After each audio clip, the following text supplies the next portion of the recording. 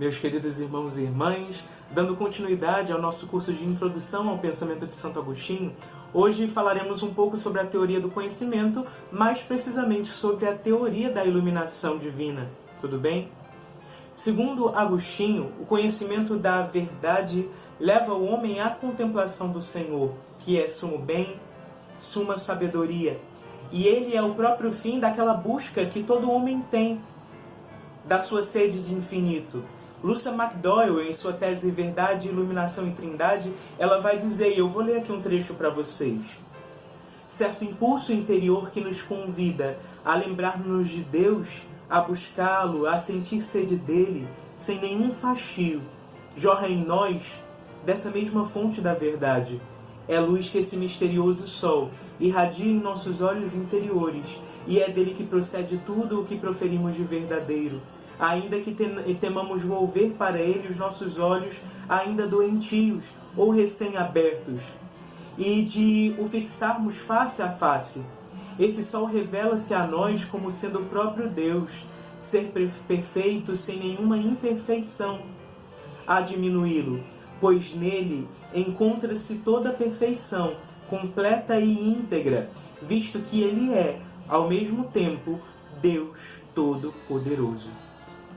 Então, meus queridos, com essas palavras de Lucia McDowell, que escreve muito bem acerca dessa questão, nós podemos perceber uma primeira explanação daquilo que hoje melhor entendemos e que está bem elaborada a questão da teoria da iluminação, segundo a qual Deus, ser perfeitíssimo, ilumina a inteligência do homem de modo a permitir, a viabilizar o seu conhecimento.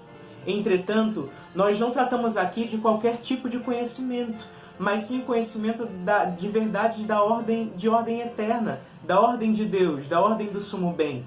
Assim, em primeiro estágio está essa luz criada, a qual afeta os sentidos externos. Ou seja, pela razão, tida como luz intrínseca ao homem, um aparato criado pelo próprio Deus, Criador de todas as coisas, para que o homem pudesse acessar as verdades eternas, as verdades da ordem da sua salvação, chegar ao conhecimento dessas verdades imutáveis e eternas e, por conseguinte, ao próprio conhecimento de Deus, fim último do homem.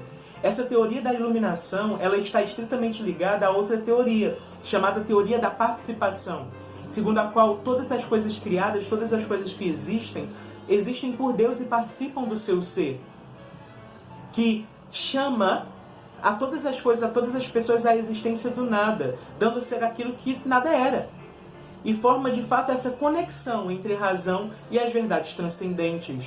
Sobre a teoria da iluminação, Gilson ele vai falar também, e eu vou ler aqui para vocês, tudo bem? Primeiro, ela supõe que o ato pelo qual o pensamento conhece a verdade seja comparável àquele pelo qual o olho vê os corpos. Menti hoc est intelligere, quod se sui videre.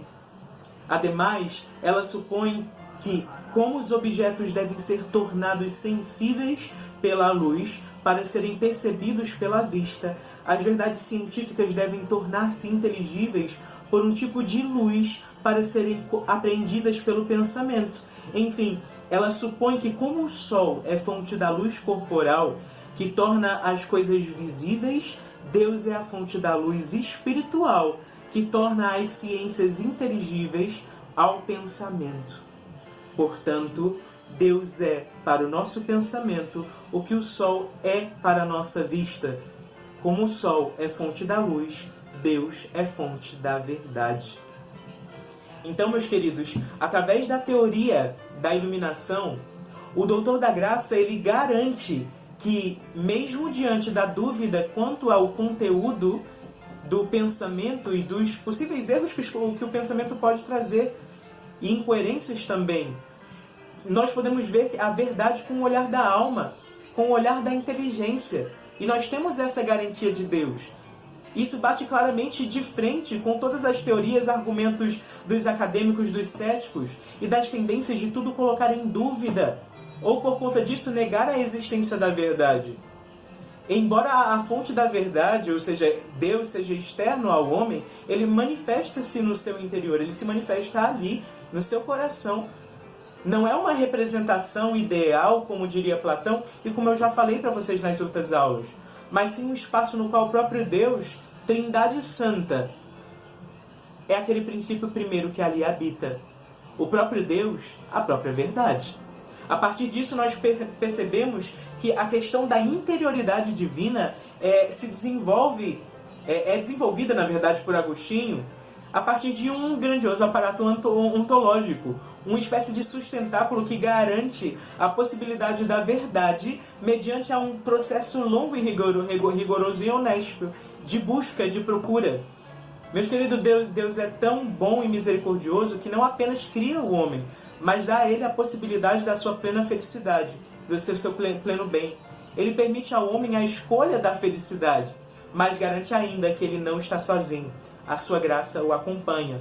Há aqui uma união perfeita entre graça e natureza no processo de salvação do homem.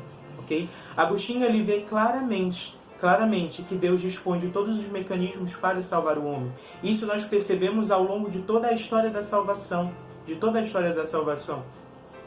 Então, quando Agostinho fala da sua teoria da iluminação, ele fala de uma espécie de acompanhamento da própria graça divina, acompanhamento do próprio Deus para o homem, que permite ao homem a possibilidade do conhecimento da verdade, mas que garante a ele a integridade de sua liberdade.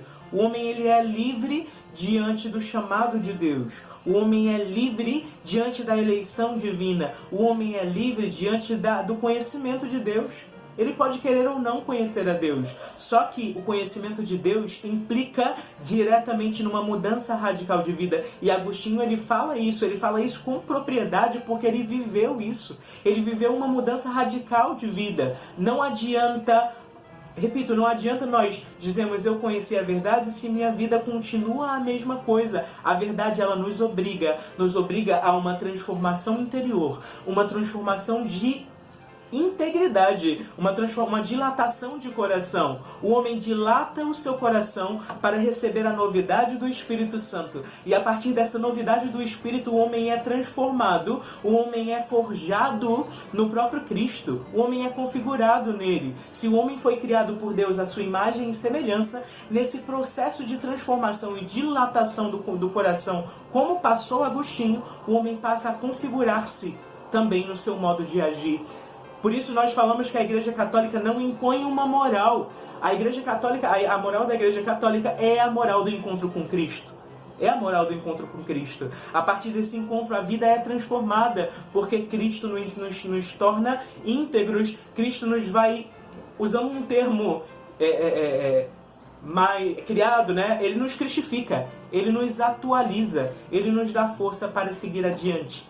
Então ele é esse princípio que habita em nós e nos permite galgar passos mais altos. Então a teoria da iluminação nos garante isso, nos garante o acesso a Deus, nos garante conhecer a Deus. Se antes nós vimos todo o processo da interiorização, que é necessário que o Espírito, refletindo sobre ele mesmo, em última instância ele reflita sobre Deus e ali ele encontre Deus presente em si e não nas coisas exteriores somente. Então ali ele consegue uma garantia de que Deus acompanha, de que Deus quer salvar o homem, de que Deus quer estabelecer com ele uma relação de amizade. E nós não podemos ficar de fora, nós devemos querer. E amar a Deus é decisão. Que a cada dia nós possamos querer amar a Deus.